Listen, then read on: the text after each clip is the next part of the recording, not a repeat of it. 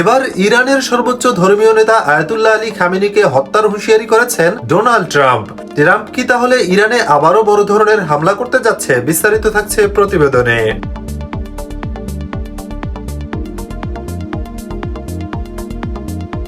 ইরানের জনগণকে রক্ষায় প্রয়োজনে দেশটির সর্বোচ্চ ধর্মীয় নেতা আয়াতুল্লাহ আলী খামেনিকে হত্যা করতে পারেন মার্কিন প্রেসিডেন্ট ডোনাল্ড ট্রাম্প।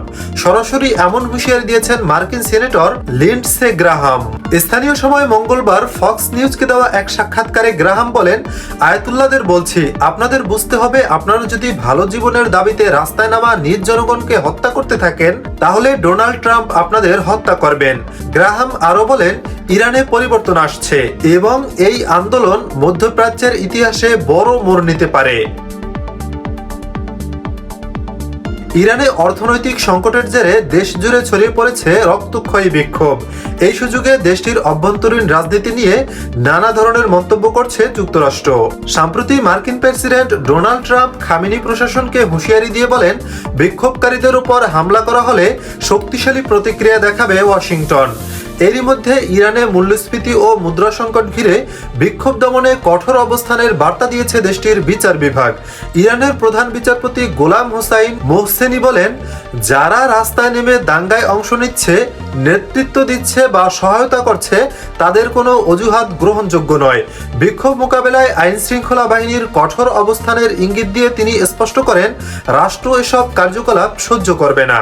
অন্যদিকে ইরানের ক্ষমতাচ্যুত শাহের পুত্র রেজা পাহলভি বুধবার এক ভিডিও বার্তায় দেশটির সশস্ত্র ও নিরাপত্তা বাহিনীকে জনগণের পক্ষে অবস্থান নেওয়ার আহ্বান জানান। এ সময় তিনি আরো জোরালো আন্দোলনের ডাক দেন।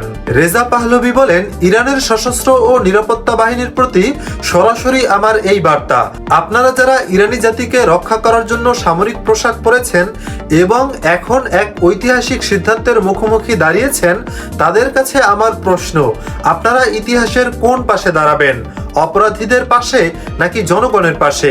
ইরান জুড়ে চলমান বিক্ষোভের মধ্যেই প্রেসিডেন্ট মাসুদ পেজেশকিয়ান নিরাপত্তা বাহিনীকে আন্দোলনকারীদের বিরুদ্ধে দমনমূলক ব্যবস্থা না নেওয়ার নির্দেশনা দিয়েছেন।